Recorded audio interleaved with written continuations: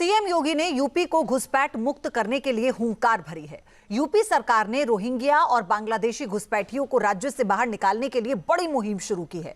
News nation की team ने लखनऊ और वाराणसी में घुसपैठ विरोधी अभियान का जायजा लिया। इसमें चौंकाने वाली सच्चाई सामने आई। पता चला कि लखनऊ में कुछ लोग गायब हो गए हैं जिन पर घुसपैठिया होने का शक है, जबकि वाराणसी में एक राजनीतिक पार्टी के संरक्षण में 50 से ज्यादा मुस्लिम परिवारों को बसाया गया है। आपको दिखाते हैं एक्सक्लूसिव ग्राउंड रिपोर्ट।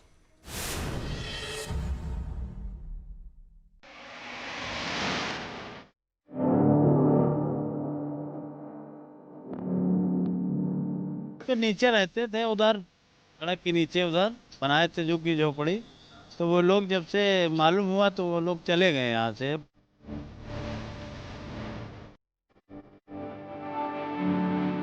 क्या नाम है आपका? नाजमा बीबी। क्या यहाँ? जिला बीरभूम। बीरभूम से आई है। यहाँ कब से रह रही? 30-35 साल से। रहते हम लोग सब मिलके कितने? हाँ, कितने लोग? उसका 4 बच्चा और वो 5, उसका 2 बच्चा और ये दोनों 7, हम हो गया हम लोग 2 जने 11 हो गया। प्लान पुलिस विभाग अब जिला प्रशासन करेगा। मुझे जहाँ पे मिलता है मैं वहीं पे चली जाती हूँ और वहीं से भगाती हूँ।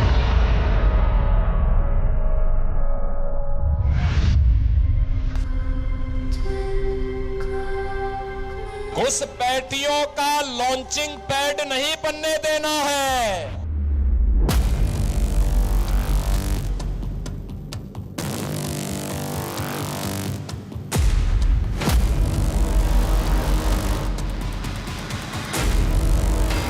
उत्तर प्रदेश की धरती पर घुसपैठ के खिलाफ जंग छिड़ चुकी है। सीएम योगी ने खुला पत्र लिखकर घुसपैठ के खिलाफ निर्णायक कार्रवाई का ऐलान किया है।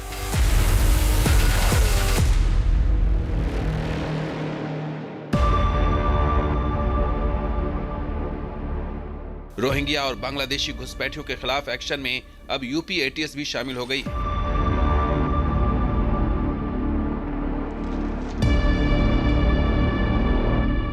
कौन रखा आपको यहाँ पर? यहाँ तो नेता ओपी सिंह रखा, नेताजी। क्योंकि इस आशंका से इनकार नहीं किया जा सकता कि कुछ घुसपैठियों के तार देश के दुश्मनों से भी जुड़े हो सकते हैं। लखनऊ में तमाम एजेंसियां घुसपैठियों के खिलाफ कार्रवाई कर रही हैं। नगर निगम, पुलिस और जिला प्रशासन की टीमें इस अभियान में शामिल हैं।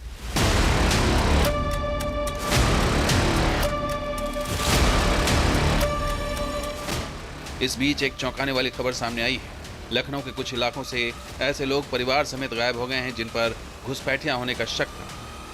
इसकी पड़ताल करने न्यूज नेशन की टीम लखनऊ में शहीद भगत सिंह कॉलोनी पहुंची।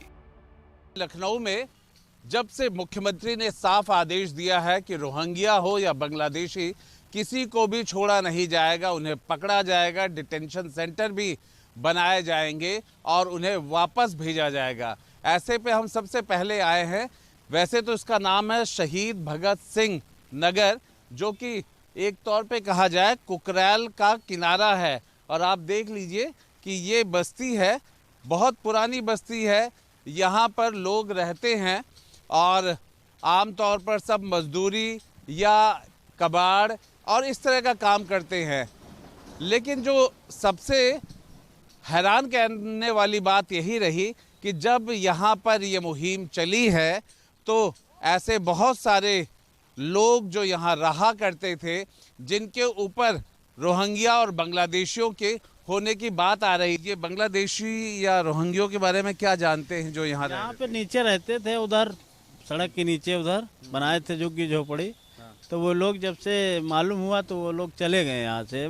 करीबन थे 20-25 होंगे। अच्छा। हाँ, मड़िया अपने झोपड़ी डाले रह रहे हैं।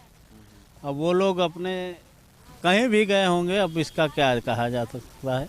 तो जब वो भागे तो मतलब साथ में उनके पुलिस वगैरह थी, उनको लेके जा रही थी, या वो अपने आप रात बिरात निकल के भागे? रात में डाला से भर के सामान अपना गए हैं कहीं।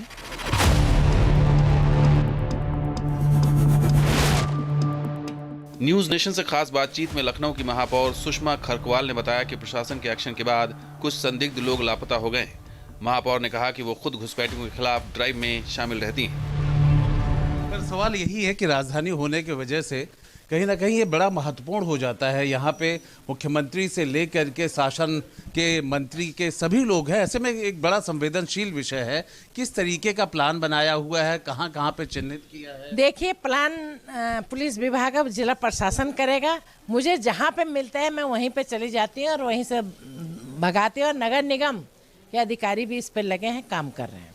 सब एजेंसी, चाहे वो ATS हो, चाहे वो नगर निगम हो, जितनी भी एजेंसी है, साथ में आप भी, सबकी जिम्मेदारी है अपने देश को सुरक्षित रखना, अपने शहर को सुरक्षित रखना। कुछ रोहिंग्या और बांग्लादेशी गायब होने की बात भी हो रही है कि कहीं ना कहीं वो पहचान से या इधर उधर निकल गए। हाँ, भाग गए हैं। तो किस तरीके से भाग गए? आप कैसे कैसे भाई, आगे जहाँ पे आगे थे, वहाँ पे है नहीं। अच्छा, हाँ। जब आप गई थी हाँ, तो वहाँ से वो भाग गए हैं। चले। अब उनके लिए छोड़ दिया उन्होंने।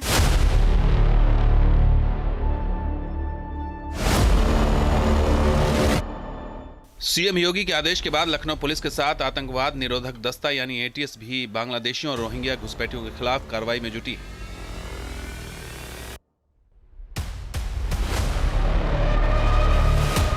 उनकी पहचान से लेकर डिपोर्ट करने तक का अभियान चल रहा है। जो लोग पुलिस की कार्रवाई के डर से गायब हो गए हैं, उनकी भी तलाश की जा रही है।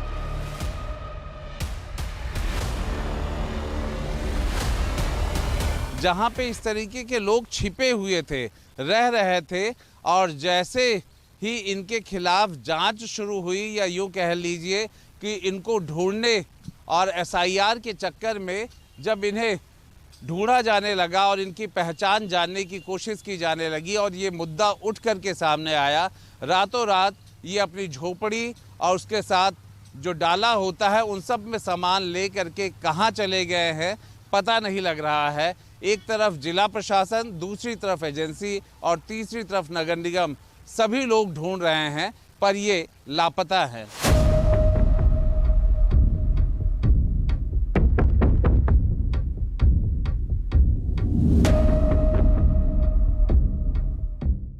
यूपी में बांग्लादेशी और रोहिंग्या घुसपैठियों की जांच में सफाई कर्मियों वाला एंगल भी सामने आया है। लखनऊ नगर निगम और प्रदेश के 17 महानगरों में घुसपैठियों के खिलाफ कड़ी कार्रवाई चल रही है। इन तमाम शहरों में सफाई कर्मियों की विस्तृत जानकारी मांगी गई है, क्योंकि ऐसी आशंका है कि इनमें से कुछ लोग बांग्लादेशी घुसपैठी हो सकते हैं, जो खुद को पश्चिम बंगाल या असम का निवासी बताकर यहाँ छिपे हैं और सफाई कर्मी के तौर पर नौकरी कर रहे हैं।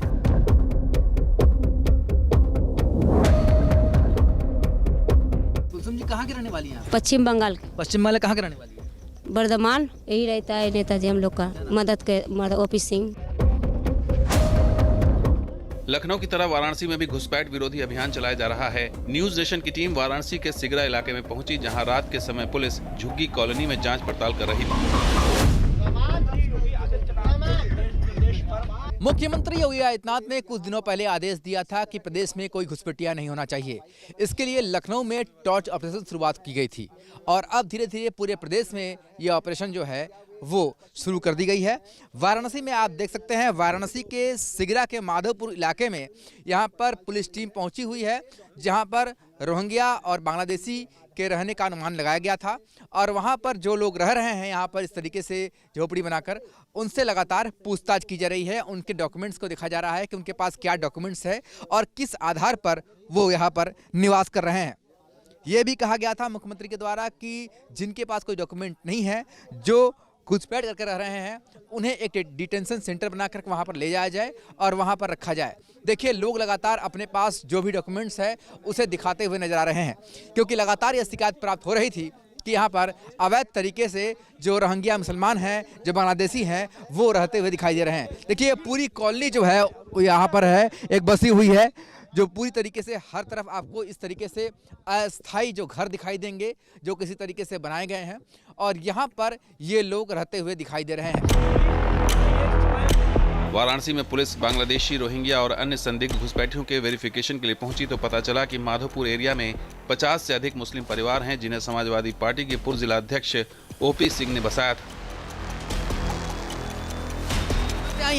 जिला बीरभूम। बीरभूम से आई हैं। यहाँ कब से रह रही हैं? 30-35 साल से। क्या क्या कागज है आपके पास? सब है हम लोग के डॉक्यूमेंट्स, आधार कार्ड, वोटर छवि, जो मेमो लेता है वो सब है हम लोग के पास। घर जो है अस्थायी है आपका? अभी तो सोच लिया कमाने खाने आए हैं, इससे तो गांव में है।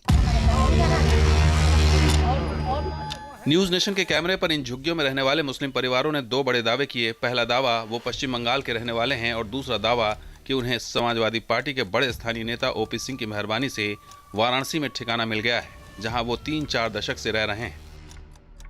कुलसुम जी कहाँ के रहने वाली हैं आप? पश्चिम बंगाल के। पश्चिम बंगाल कहाँ के रहने वाली हैं? वर्धमान। वर्धमान से। यहाँ पर कब से रह रही हैं? 20-25 साल से हम लोग हैं। 25 साल से यहाँ रह रही हैं? जब नानी लोग बचे थे तब सब हम लोग हैं, मम्मी पापा हम लोग। आपकी उम्र कितनी है? तो 36 होगा। मैंने आप 10 साल की उम्र से यहाँ रह रही हैं। हाँ। आधार कार्ड वगैरह क्या क्या है? हाँ, आधार कार्ड है, ये हस्बैंड का है, हमारा है। अच्छा, तो ये कहाँ का है? वो पश्चिम बंगाल का। पश्चिम बंगाल का है। लड़का लड़की सब यहीं पैदा हुए। यहाँ पर आप लोगों को कौन बसाया?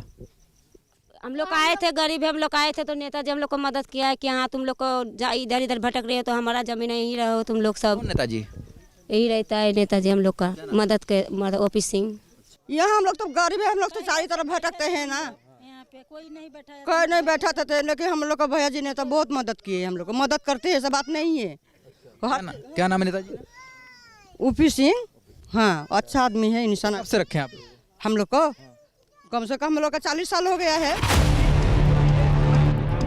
इन लोगों की बातों पर यकीन किया जाए तो इसका मतलब है लंबे समय से राजनीतिक संरक्षण में मुस्लिम परिवारों को वाराणसी में बसाया गया। अब पुलिस इनकी जांच कर रही है। बनारस वाराणसी जनपद में जो भी अवैध रूप से बांग्लादेश और रोहिंग्या यहाँ रह रहे हैं उनका सत्यापन किया जा रहा है और साथ ही साथ जो गुमंतुक लोग हैं वो उन लोगों का भी चेकिंग किया जा रहा है। इस क्रम में आज थाना सिगरा क्षेत्र में यहाँ रोडवेज चौकी एरिया में एक एरिया पे चेकिंग के लिए आए हुए। यहाँ अभी प्रारंभिक पूछताछ में यह ज्ञात हुआ कि लगभग 30 से 35 फैमिली यहाँ रह रहे हैं जो अधिकतर वेस्ट बंगाल से आए हुए हैं। उनका सारे डॉक्यूमेंट्स, आधार कार्ड, वोटर आईडी कार्ड और अन्य सरकारी आईडी कार्ड हैं, इसको पूरा कलेक्ट किया जा रहा है और ये लोग यहाँ क्या कर रहे हैं और कब से यहाँ रह रहे हैं इसका पूरा जानकारी किया जा रहा है। अगर कोई इलीगल तरीके से यहाँ रह रहे हैं इसका सूचना प्राप्त होती तो फिर उनके विरुद्ध कठोर से कठोर कार्रवाई।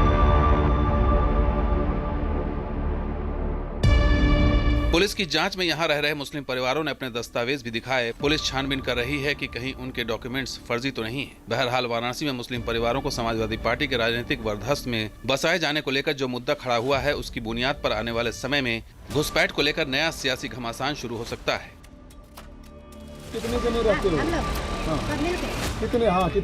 वाराणसी से सुशांत मुखर्जी और लखनऊ से आलोक पांडे के साथ टीम न्यूज नेशन। आपके मोबाइल पर तुरंत आएगी ब्रेकिंग न्यूज, स्क्रीन पर सबसे पहले दिखेगी बड़ी खबर, देश दुनिया की हर खबर एक जगह। अब आपके मोबाइल पर तुरंत इंस्टॉल कीजिए न्यूज नेशन ऐप और रखिए खुद को अपडेट।